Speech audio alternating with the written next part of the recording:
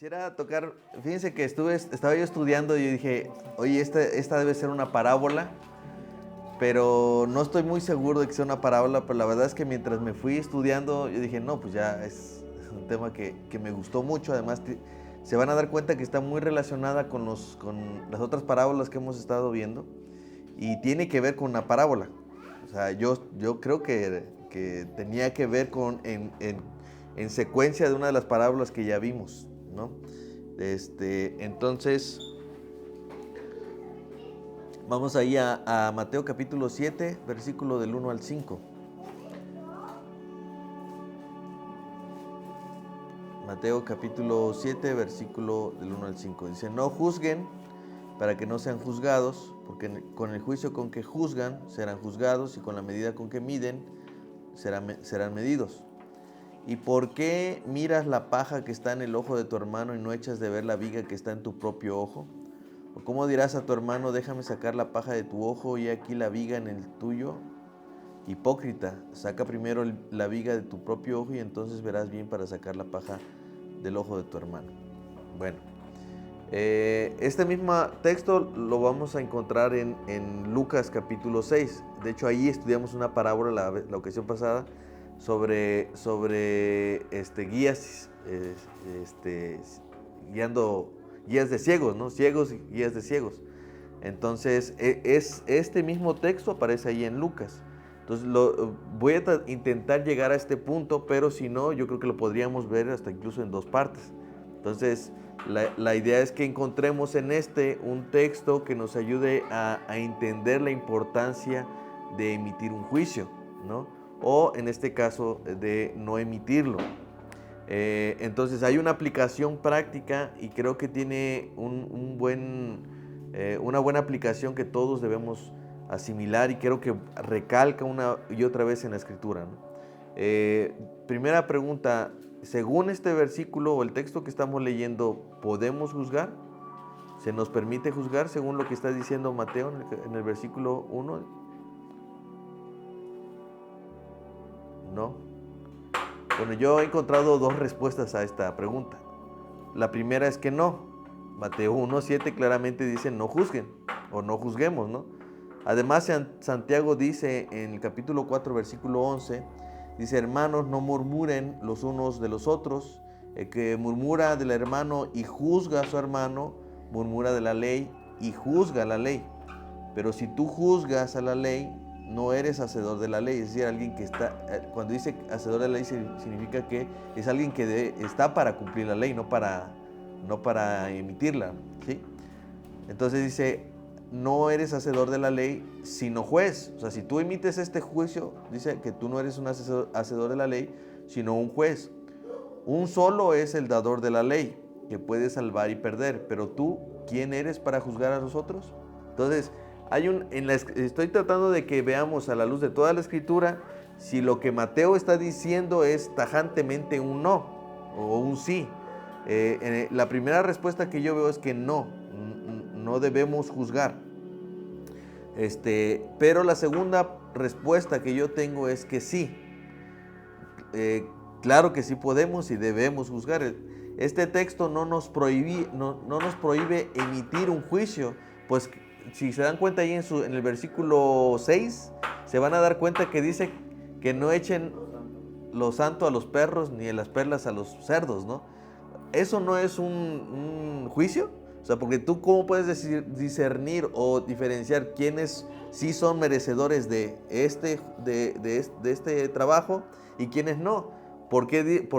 ¿Cómo tienes la capacidad de decir estos sí son cerdos y estos son perros, ¿no? Entonces, evidentemente sí, el texto no es una prohibición total para emitir un juicio, porque vemos esto. Además, Pablo dice en 1 Corintios capítulo 6, versículo del 1 al 4, dice, ¿osa alguno de ustedes cuando tiene algo contra otro ir a juicio delante de los injustos y no delante de los santos? ¿O no saben que los santos han de qué? Juzgar al mundo. Y si el mundo ha de ser juzgado por ustedes, ¿son indignos de juzgar cosas muy pequeñas? ¿O no saben que hemos de juzgar a los ángeles? ¿Cuánto más las cosas de esta vida? Si pues tienen juicio sobre cosas de esta vida, ponen a juzgar a los que son de menor estima en la iglesia, es decir, a los incrédulos, ¿sí? O sea, había aquí un problema en la iglesia de Corinto, que ellos no querían emitir un juicio, ellos no querían resolver problemas, ellos no querían resolver asuntos dentro de la iglesia, y lo que hacían es, vete y que te lo resuelva la ley, o sea, que te lo resuelva el gobernador, que te lo resuelva la justicia. Ahora, quiero hacer una nota de balance. Evidentemente hay temas o aspectos que la iglesia no tiene la capacidad de tomarlos. Por ejemplo, si hubiera un problema de robo, o sea, nosotros no lo vamos a resolver. O si hubiera un problema de una violación, nosotros no estamos para resolver ese tipo. Ya hay un conducto, hay un camino, y es que si ha infringido la ley, nuestro código civil, nuestra constitución, tiene que hacerlo con lo que consigue, ¿no? Entonces, pero Pablo está emitiendo aquí una exhortación sobre la iglesia de Corinto, porque ellos no querían resolver este tipo de problemas, y él mismo dice que aún nosotros vamos a juzgar a los ángeles, que aún nosotros vamos a juzgar el mundo. Entonces, porque nos es poca cosa tomar los problemas de nuestros hermanos y tratar de ayudarlos a resolver. Eso requiere de emitir un juicio. Así que podemos decir que existe un tipo de juicio que no debemos ejercer. Son juicios injustos e hipócritas, como vamos a ver, como vemos constantemente que emiten los fariseos. O sea, los fariseos emitían juicios cuando decían, oye, ¿y por qué tus discípulos no se lavan las manos? ¿O por qué tus discípulos no siguen los mandamientos de los ancianos? ¿No? Ellos están emitiendo un juicio, pero era un juicio hipócrita, porque Jesús les dice hipócritas. Y por otro lado vamos a encontrar un tipo de juicios que son rectos, que sí debemos ejercer, ¿sí? Dice Juan capítulo 7, versículo 24, no juzguen según las apariencias, sino juzguen con justo juicio. Ahí está. Entonces, podemos decir que en general la Biblia nos enseña a no emitir un juicio incorrecto, un juicio injusto, un juicio según las apariencias, y por otro lado sí nos dice debemos estar dispuestos a emitir un juicio que sea justo. Entonces, yo no puedo decir tajantemente la Biblia dice no o sí, dice las dos cosas. ¿Sí estamos claros en eso? Entonces, aquí la pregunta es, bueno, ¿cómo puedo diferenciar cuál sí, cuál no, cuándo sí, cuándo no? Y digamos, en el caso del juicio injusto, es cuando el juicio que emitimos está basado según las apariencias, como los fariseos, ¿sí? Y su propósito era para condenar, ¿sí? Lo que dice Santiago 4:12 es que uno solo es el dador de la ley, ¿no? Y ese es el único que puede perder o ganar. O sea, él decide si alguien se va o alguien se queda. Y él es el que da el veredicto final, es como un juez. El juez dice, ¿sabe qué? Pues ya se dijo esto, se va a hacer, y así se hace. Ya emitió su juicio. Nosotros no tenemos esa potestad. Entendemos, por tanto, que este es un atributo reservado para Dios. Pero ese atributo debe ser, lo que sí nosotros vamos a hacer, tiene que ser un reflejo de ese atributo de Dios, de hacer un justo juicio según nuestras capacidades. Pero no estamos en condición de condenar a la gente. A veces la iglesia reformada o la iglesia más ortodoxa siempre cae en ese extremo de determinar quién es creyente y quién no lo es, ¿no? Es bueno en su justa medida, pero a veces llegamos al punto donde dicen, no, es que si está haciendo este no es creyente.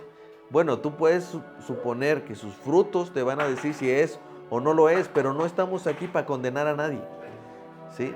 Entonces, debemos encontrar primero que el juicio injusto está basado en una estimación exterior. Nosotros lo estamos viendo según las apariencias, y siempre el propósito final concluye en una condenación, no en otra cosa, ¿sí? Es lo que ya leíamos en Santiago 4:12. Voy a poner un ejemplo. Todos conocen la historia de la mujer sorprendida en adulterio. En Juan capítulo 8, versículo 3 hasta el 11 dice, entonces los escribas y fariseos, ahí están como ejemplo, le trajeron una mujer sorprendida en adulterio, y poniéndola en medio le dijeron, maestro, esta mujer ha sido sorprendida en el acto mismo del adulterio, y en la ley de Moisés ordena apedrearles, ¿no? Entonces, tú pues, ¿qué dices? Le preguntan a Jesús. Mas esto decía tentándole para poder acusarlo. Pero Jesús, inclinando hacia el suelo, escribía en la tierra con el dedo, y como insistían en preguntarle, se enderezó y les dijo: el que de ustedes esté sin pecado, sea el primero en arrojar la piedra contra ella. E inclinándose de nuevo hacia el suelo, siguió escribiendo en la tierra. Pero ellos, al oír esto, acusados por sus propias conciencias, salían uno a uno, comenzando desde los más viejos hasta los postreros, y quedó solo Jesús y la mujer que estaba en medio. Enderezándose Jesús, y no viendo a nadie sino a la mujer, le dijo: mujer, ¿dónde están los que te acusan? ¿O dónde? Dice, ¿ninguno te condenó? Ella dijo: ninguno, Señor. Entonces Jesús dijo: ni yo te condeno, vete y no peques más. ¿Sí? Es importante esta última frase, porque fíjense, es como cuando le preguntaron a Jesús: bueno, ¿quién es este para perdonar pecados? Entonces, aquí, ¿quién es este para decir que no hay condenación? Pues es el Hijo de Dios, ¿no? ¿Quién tiene la posición de decir te condeno o no te condeno? Dios solamente, ¿no? Pero bueno, primero, ¿quiénes llevaron a la mujer? Los escribas y fariseos. Dice: maestro, esta mujer ha sido sorprendida en el acto mismo del adulterio, y en la ley nos mandó Moisés apedrear a tales mujeres. Fíjense cómo es que hay una distorsión de la ley, porque la ley decía en Deuteronomio capítulo 22, versículo 22, si fuera sorprendido alguno acostado con una mujer casada con marido, ambos morirán, el hombre que se acostó con la mujer y la mujer también. Así quitarás el mal de Israel. Eso es lo que decía la ley. ¿Y qué dijeron ellos? La ley de Moisés nos mandó a apedrear a tales mujeres. O sea, los hombres ni lo toquen. ¿Estaban haciendo un juicio justo? Evidentemente no lo estaban haciendo así. Entonces, ¿cuál fue el error de los fariseos al juzgar? Estaban haciéndolo según las apariencias, ¿sí?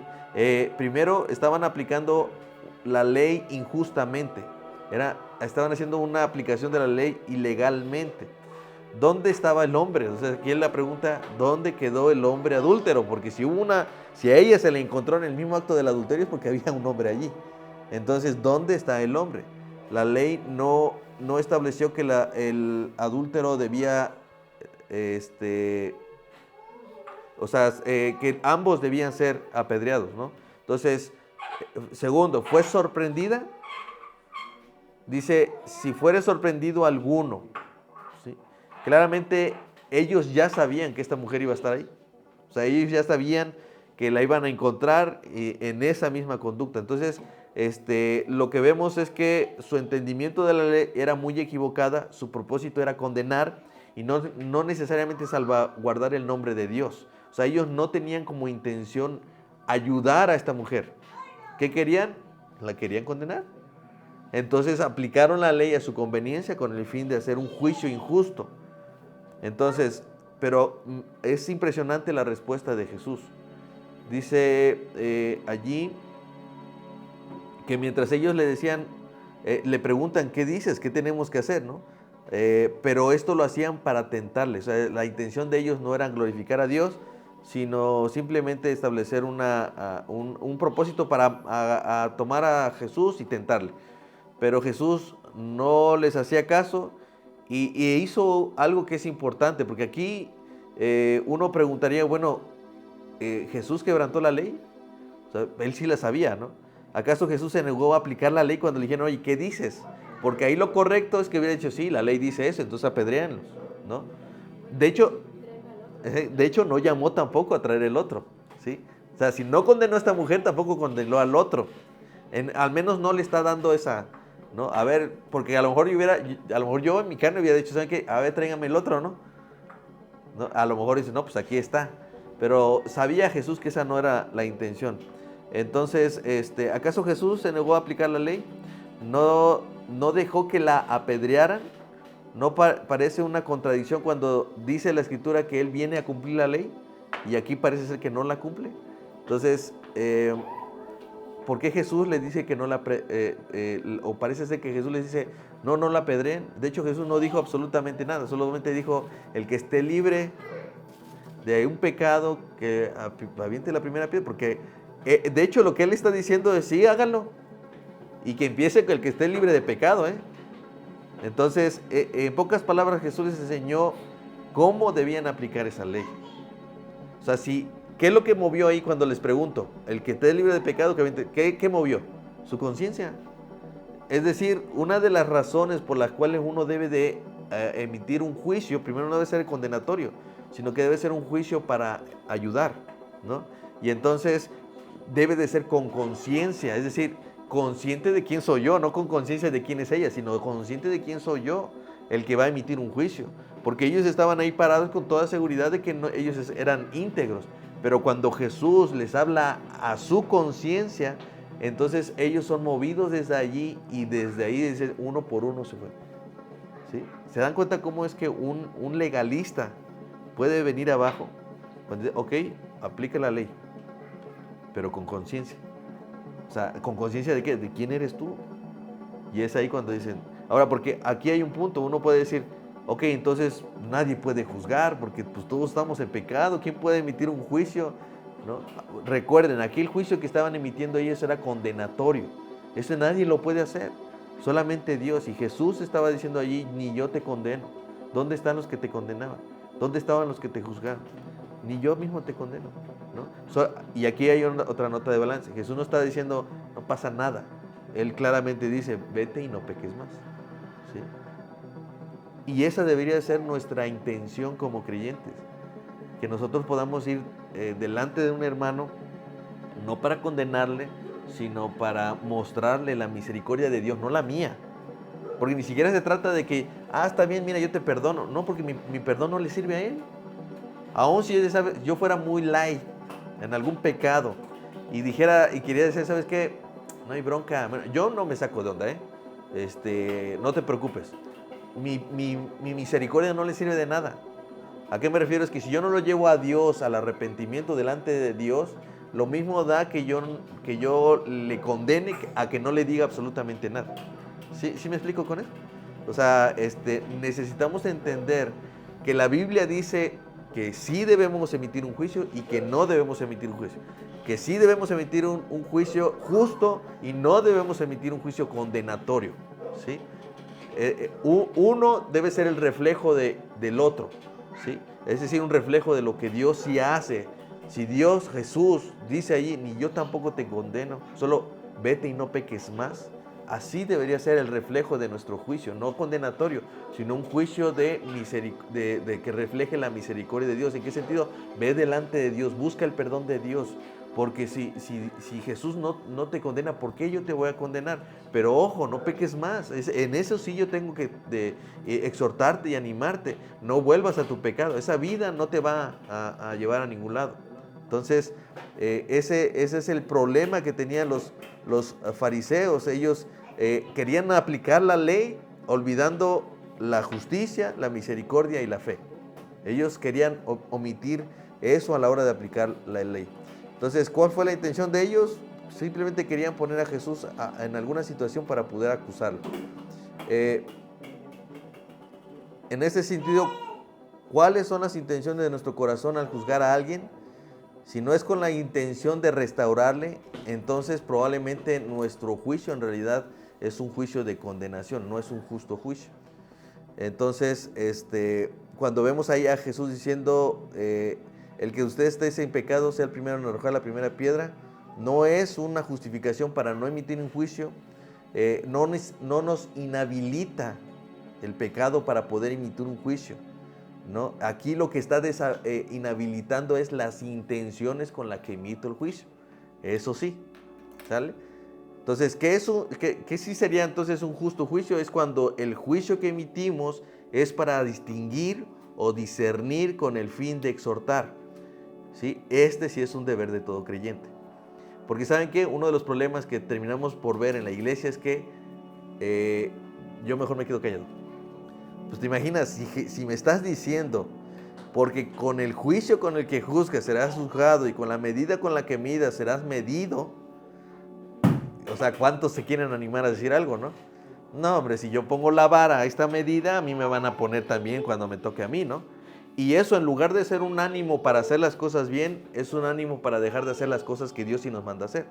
No nos manda a emitir un juicio condenatorio, pero sí un justo juicio, ¿sí? ¿Por qué? Porque el justo juicio es esto, cuando lo hacemos para distinguir o discernir.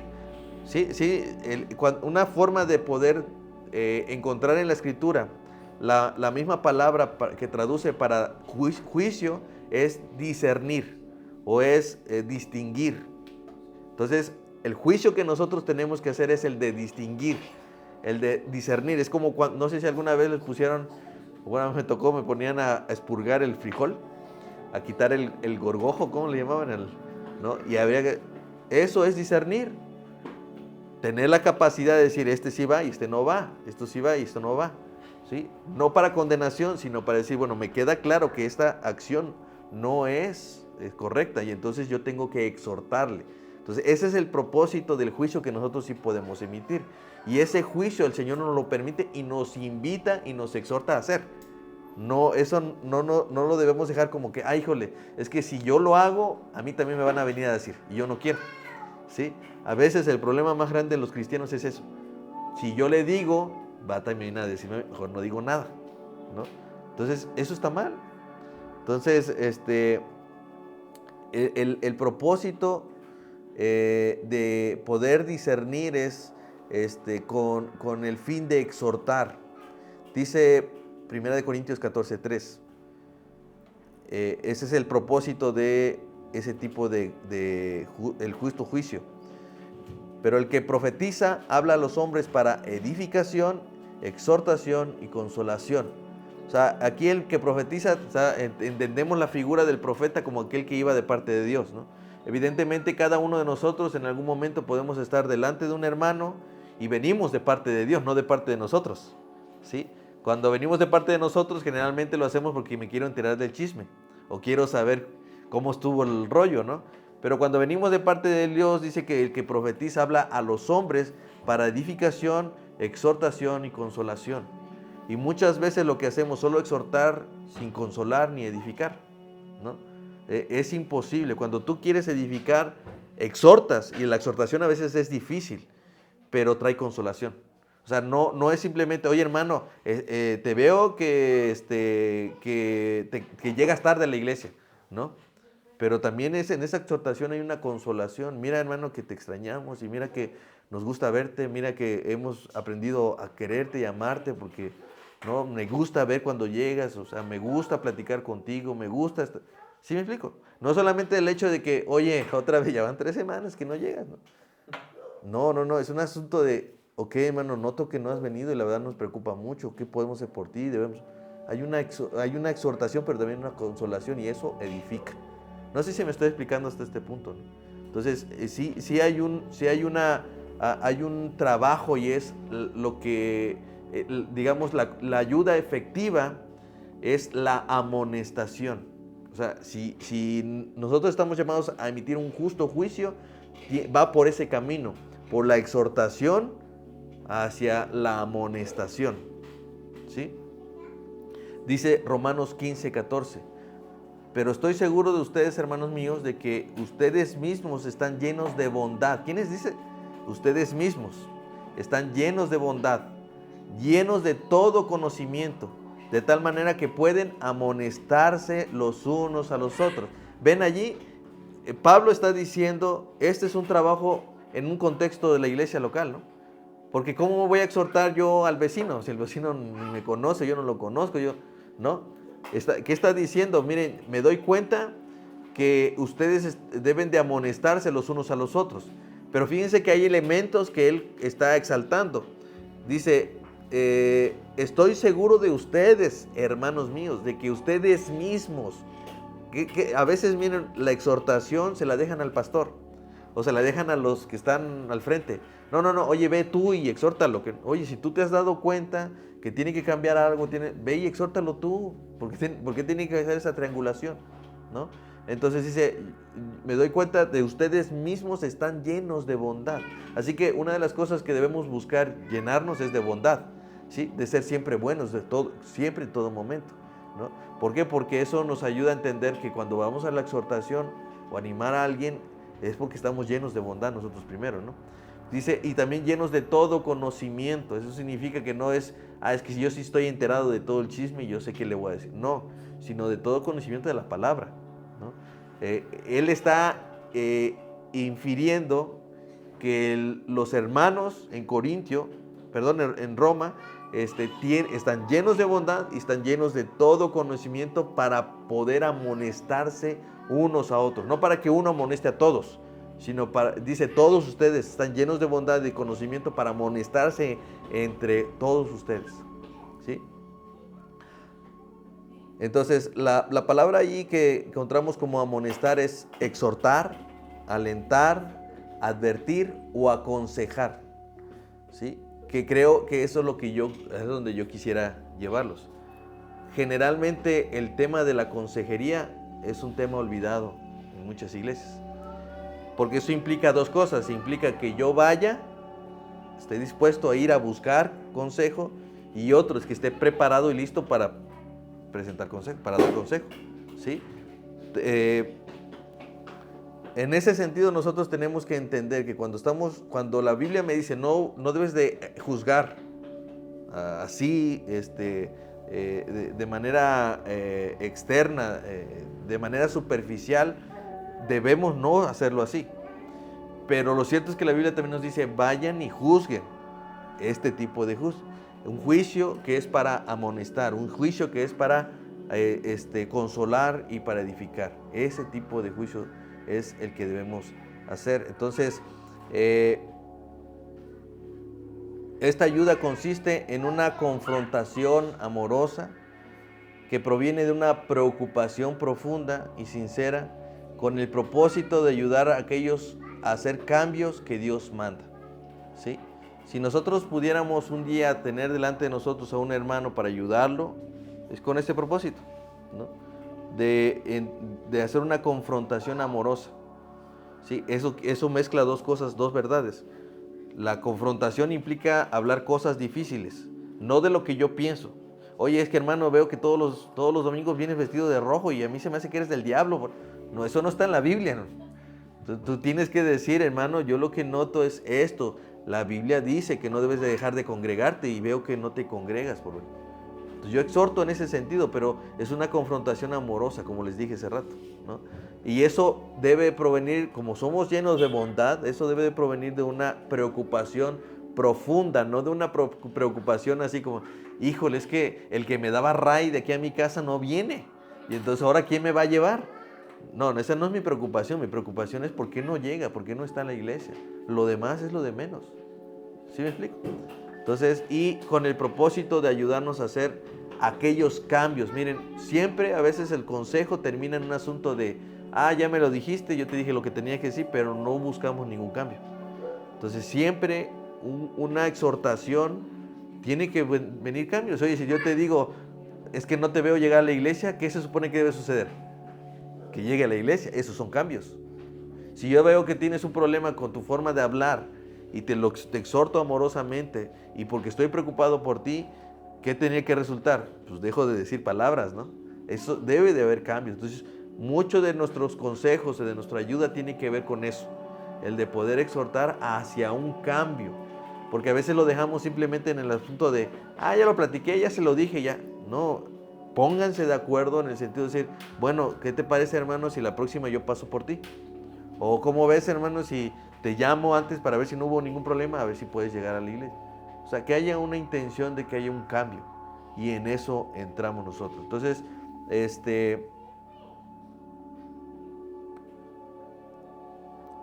hay varios textos aquí, pero yo quisiera mejor dejarlo para la siguiente semana.